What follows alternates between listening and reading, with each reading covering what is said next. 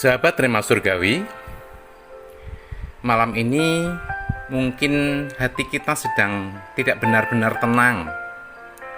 Di luar terlihat biasa saja, memang senyum masih ada, aktivitas tetap berjalan.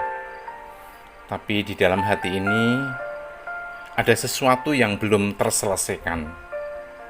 Ada luka yang belum sempat dipeluk. Ada kecewa yang belum sempat diurai. Ada air mata yang tertahan dan kita belajar menyimpannya rapi. Malam ini kita akan berjalan dalam satu tema, tarian setelah luka. Tema yang sederhana tapi mungkin menyentuh bagian hati kita yang paling dalam. Karena tidak semua luka langsung sembuh. Tidak semua tangis langsung berubah jadi sukacita. Tapi ada sesuatu yang Tuhan kerjakan perlahan-lahan, diam-diam, dan pada titik tertentu ratapan itu berubah. Mari kita berdoa. Bapa di dalam surga, terima kasih ya Tuhan. Malam ini kami datang bukan dengan kekuatan kami, tapi dengan hati yang apa adanya. Jika ada luka yang masih tersembunyi, jika ada air mata yang belum jatuh, Engkau tahu semuanya ya Tuhan. Biarlah firman-Mu tidak hanya kami dengar, tapi kami rasakan di dalam kehidupan kami. Untuk itu ya Tuhan, berfirmanlah kepada kami, karena kami siap untuk mendengar sabda-Mu yang kudus dan berkuasa. Terima kasih ya Tuhan, karena Engkau sungguh amat baik. Di dalam nama Tuhan Yesus Kristus, kami berdoa dan mengucap syukur. Amin. Firman Tuhan malam hari ini diambil dari Mazmur pasal 30 ayat 12. Mazmur pasal 30 ayat 12. Aku yang telah meratap akan kutukar menjadi tari-tarian bagiku. Kain kabungku telah kau buka, pinggangku kau ikat dengan sukacita. Sekali lagi, aku yang telah meratap akan kutukar menjadi tari-tarian bagiku. Kain kabungku telah kau buka, pinggangku kau ikat dengan sukacita. Ini bukan sekedar kata-kata. Sahabat Rema Surgawi, kadang hidup berjalan seperti biasa. Tidak ada masalah besar, tidak ada kejadian yang terlihat buruk. Tapi di dalam hati ini tidak selalu seperti itu. Ada hal-hal yang tidak pernah kita ceritakan. Ada rasa yang tidak pernah benar-benar terselesaikan. Kita tetap beraktivitas, tetap berbicara dengan orang lain, tetap menjalani rutinitas dengan baik. Tapi di momen-momen tertentu, saat sedang sendiri, pikiran itu datang lagi. Ingatan itu kembali muncul. Dan rasanya masih sama, belum benar-benar sembuh. Di titik inilah kita sering mencoba mencari jawaban. Kita mendengar banyak kata-kata penguatan. Kita membaca ayat-ayat Alkitab. Kita ikut beribadah. Tetapi jujur saja, tidak semuanya langsung terasa. Tidak semuanya langsung mengubah keadaan kita. Karena ada luka yang tidak selesai hanya dengan satu kalimat. Ada proses yang tidak bisa dipercepat. Itulah sebabnya firman yang akan kita dengar malam ini bukan sekedar janji indah, bukan kalimat motivasi, bukan penghiburan kosong, Ini adalah kesaksian dari seseorang yang pernah benar-benar hancur. Dan dari sana kita akan melihat bagaimana Tuhan bekerja. Bukan di luar luka, tapi justru di dalamnya. Pemulihan tidak selalu cepat. Sahabat Rema Surgawi, kita sering berpikir bahwa pemulihan itu cepat. Sekali doa, selesai. Sekali menangis, lega. Kita berharap setelah itu hati langsung tenang, pikiran langsung damai. Tapi kenyataannya tidak seperti itu. Kadang kita sudah berdoa berkali-kali, tapi rasa itu masih ada. Kita sudah menyerahkan, tetapi ingatan itu tetap kembali. Bahkan di saat-saat yang tidak kita duga, hal itu muncul lagi. Dan kita mulai bertanya dalam hati, Tuhan, kenapa belum berubah ya Tuhan? Pertanyaan itu mungkin tidak selalu kita ucapkan, tetapi terasa. Diam-diam kita mulai lelah karena berharap, tapi belum melihat hasil. Sahabat Rema Surgawi, disitulah sesuatu yang penting terjadi. Bukan saat semuanya sudah usai, tapi justru saat semuanya belum berubah. Disitulah perjalanan dimulai. Bukan perjalanan keluar dari luka, tapi perjalanan bersama dengan Tuhan. Di dalam luka itu sendiri. Dan di sana, pelan-pelan, tanpa banyak suara, Tuhan mulai bekerja. Bukan langsung menghilangkan semuanya, tapi menyentuh bagian yang paling dalam, menguatkan, menenangkan, memulihkan sedikit demi sedikit. Dan mungkin tanpa kita sadari, itu yang sedang terjadi di dalam kehidupan kita. Saat hidup berubah tanpa pilihan. Sahabat Rema Surgawi, bayangkan hidup yang berjalan biasa saja, melayani jemaat, membesarkan anak, menjalani hari seperti keluarga pada umumnya. Lalu tiba-tiba semuanya berubah. Bukan karena kesalahan besar, bukan karena pilihan pribadi, tapi karena tekanan dari luar. Pastor Yusef Nadarkhani, seorang pendeta dari Iran, mengalami hal itu. Di negaranya, tekanan terhadap iman Kristen sangat kuat. Masalah bermula ketika ia menolak kebijakan sekolah yang mewajibkan anak-anak mempelajari ajaran agama lain.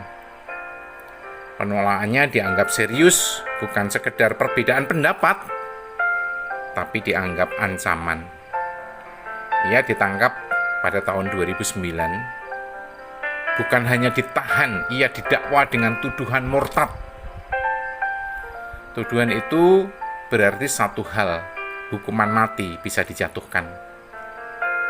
Hari-hari berikutnya tidak mudah. Ia dipisahkan dari keluarganya.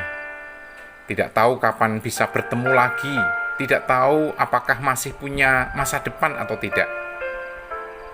Dalam proses persidangannya pun, ia berkali-kali diberi kesempatan untuk bebas.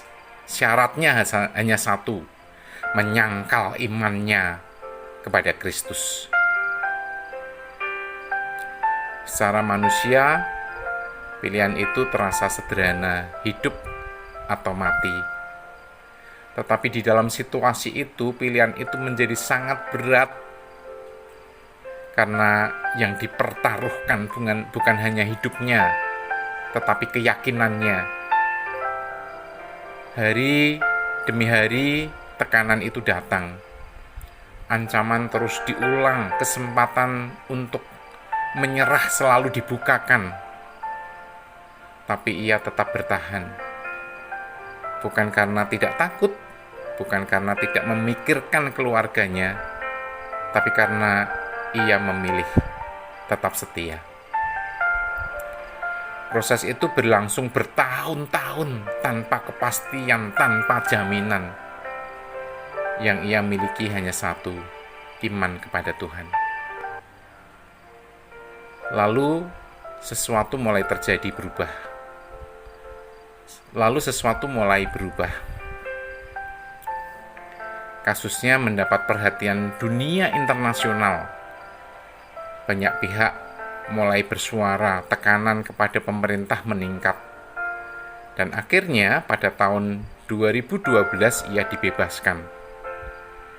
Itu bukan sekedar bebas dari penjara, itu adalah kemenangan dari sebuah perjuangan panjang. Ia keluar bukan sebagai orang yang hancur, tetapi sebagai orang yang tetap berdiri. Iman yang diuji tidak runtuh, justru menjadi semakin kuat. Dan dari hidupnya, kita melihat satu hal yang nyata, bahwa di tengah tekanan paling berat, di saat hidup seperti tidak punya pilihan, tetap ada jalan yang Tuhan buka. Dan kesetiaan yang dijaga di masa sulit tidak pernah sia-sia. Itu selalu membawa kepada pemulihan dan pada waktunya membawa kepada kemenangan. Bertahan di tengah kegelapan. Sahabat Rema Surgawi, di ruang sempit itu yang tidak banyak dilihat oleh orang, ia tetap membaca firman. Ia tetap menyanyi, bukan karena takut, tapi karena tidak ada tempat lain untuk bersandar. Dan mungkin di malam-malam tertentu ia juga menangis karena rindu keluarga, menangis karena takut, menangis karena lelah. Tapi ia tidak berhenti. Dan ketika akhirnya ia dibebaskan, yang keluar bukan hanya tubuh yang bebas, tapi hati yang dipulihkan. Ia berkata, Tuhan memulihkan bukan hanya luka fisik, tapi juga kecewa, takut, dan duka. Itulah tarian setelah luka. Dari ratapan menjadi sukacita. Sahabat Rema Surgawi, kesaksian Mazmur 30 ayat 12 ini datang dari seseorang yang juga pernah hancur. Dia adalah Daud.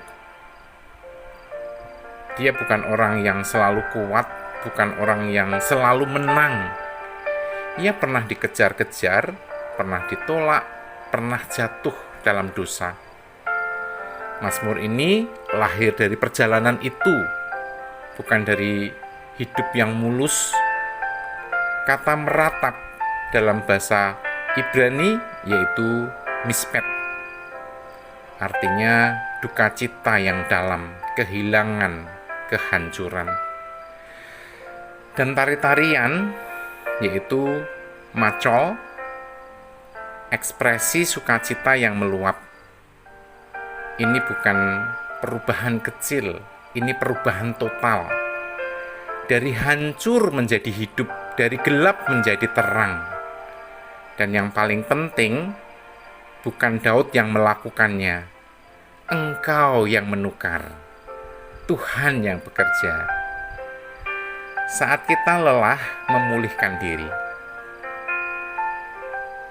Sahabat Rema Surgawi, kadang kita lelah karena mencoba memulihkan diri sendiri. Kita berusaha kuat, kita berusaha lupa, kita berusaha terlihat baik-baik saja. Tapi semakin dicoba, semakin terasa kosong. Karena pemulihan bukan hasil usaha manusia. Pemulihan adalah karya Tuhan. Dan seringkali bukan instan, tapi proses. Pelan, diam-diam, namun dalam. Luka yang disembunyikan, Sahabat Rema Surgawi, mungkin malam ini masih ada luka yang belum pernah kita ceritakan. Luka karena ditinggalkan, luka karena dikhianati, luka karena gagal, luka karena ditolak, dan kita belajar menutupinya. Kita bilang aku kuat, kita bilang aku baik-baik saja, padahal hati ini pelan-pelan lelah, jenuh.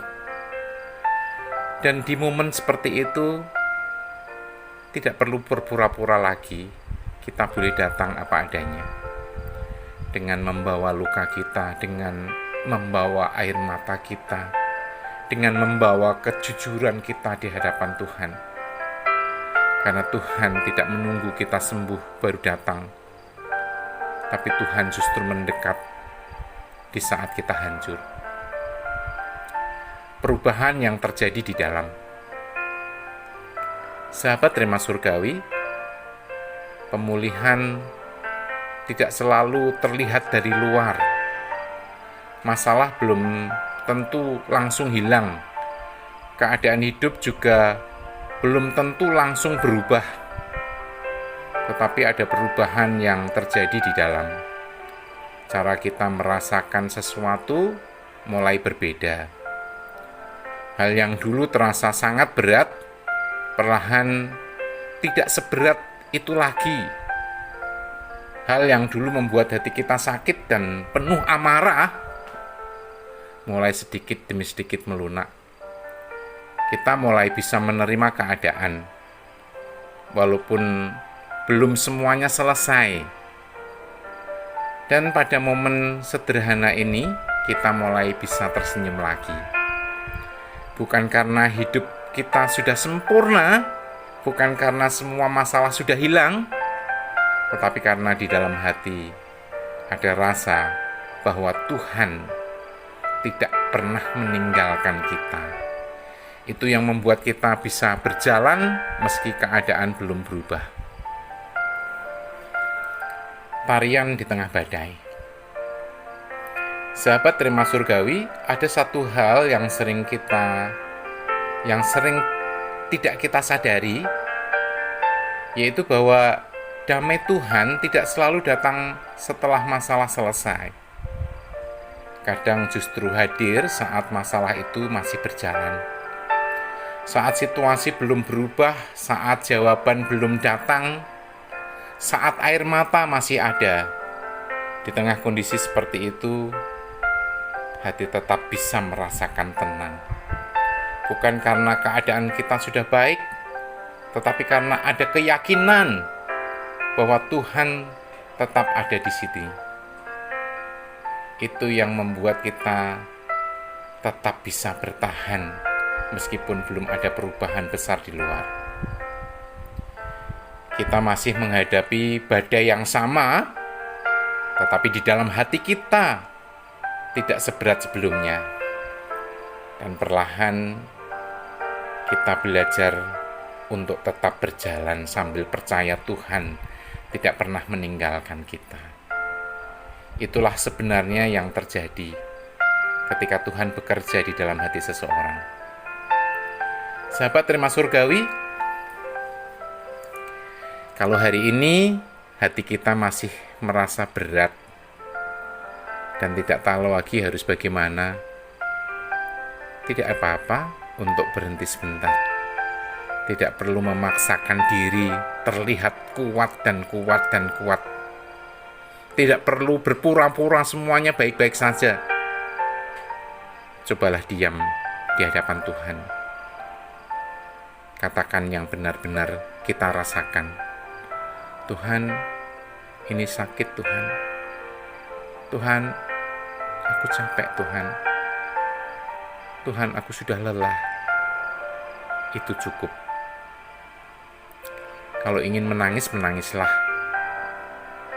Kalau tidak ingin bicara banyak, diam saja juga tidak apa-apa. Di saat seperti itu Tuhan tidak menjauh. Dia tetap ada, dia tetap mengerti dan perlahan-lahan Dia mulai menolong kita.